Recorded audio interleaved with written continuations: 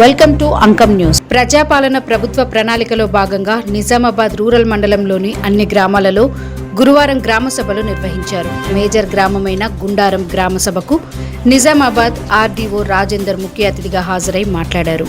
ముఖ్యంగా ప్రభుత్వ పథకాలను సద్వినియోగం చేసుకోవాలని, ప్రతి ఒక్కరూ మత్తు మద్యం అలవాట్లకు దూరంగా ఉండాలని, గ్రామంలో పచ్చదనం పరిశుభ్రతపై అవగాహన కల్పించారు. గ్రామ సర్పంచ్ అంకల గంగాధర్, పంచాయతీ కార్యదర్శి రాజలింగం, ఉప సర్పంచ్, వార్డు సభ్యులు తదితరులు పాల్గొన్నారు.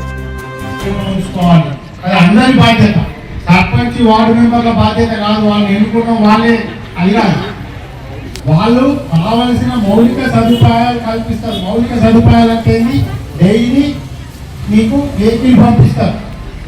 కానీ మీరు ఆ చెత్తను ఒకరోజు మన అదృష్టం బాగాలేదు, టైర్ పంచర్ అయింది, లేకపోతే ఏదైనా మెకానికల్ ప్రాబ్లం వచ్చింది, 2 రోజులు రాలేదు, మనం 2 రోజులు రాలేదని చెప్పి రోడ్డు మీద వేయద్దు. అవసరమైతే ఇంట్లో మూడలు పక్కన ప్లాస్టిక్ అనేది పెట్టాలి, దాన్ని అట్టే ఉంచాలి. అంతేగాని రోడ్డు మీద పడేది. రోడ్డు మీద పడిస్తే వాటికి పందులు వస్తాయి.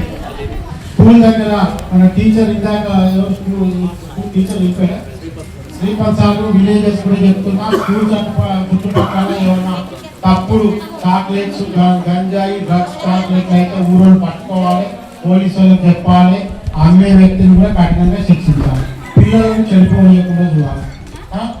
మళ్ళీ చెప్తున్నా, మత్తు ఇలా కళ్ళు ఆల్ఫాజామ్ వల్ల కళ్ళు మాత్రం తాగొద్దు.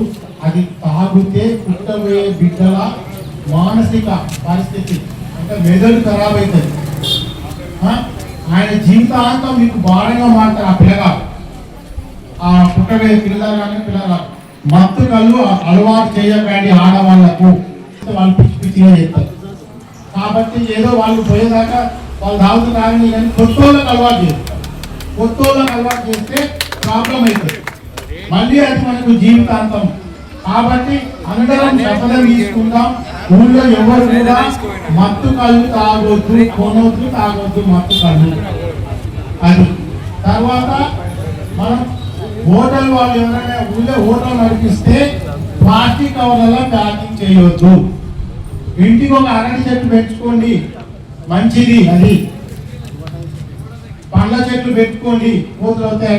పండ్ల చెట్లు అంటే సర్పంచ్ గారు ఉన్నారు, కోతులను పట్టించి బయటకు పంపిస్తా తీర్మానం చేస్తాం. ఉంటే అంటే నా అనుభవం చెప్తాను. మొన్న సర్పంచ్ ఎలక్షన్ ముందు మా ఊరికి పోతే వరంగల్, మా వరంగల్ 30 కిలోమీటర్లు, ఒక 400 కోతులు.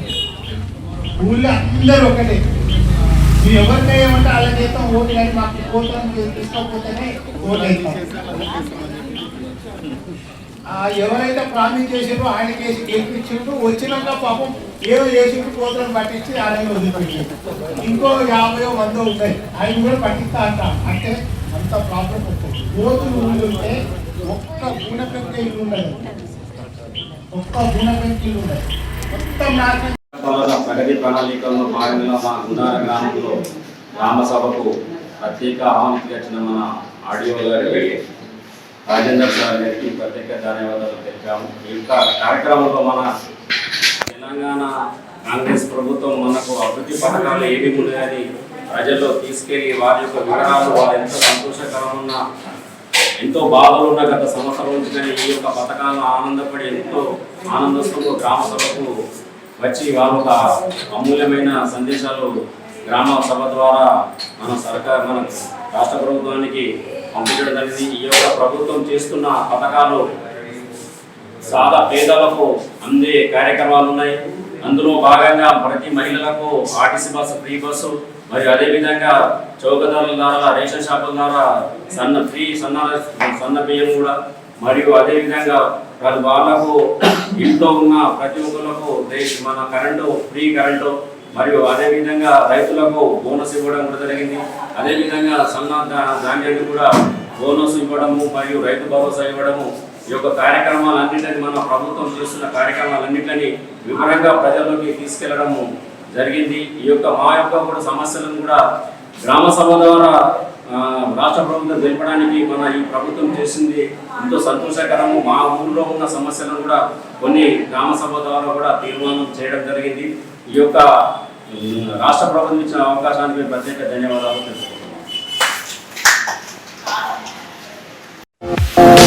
నిరంతర న్యూస్ కోసం ఛానల్ ని సబ్స్క్రైబ్ చేసుకోండి. పక్కనే ఉన్న బెల్ సింబల్ ని క్లిక్ చేయండి. Thank you for watching Ankam news channel.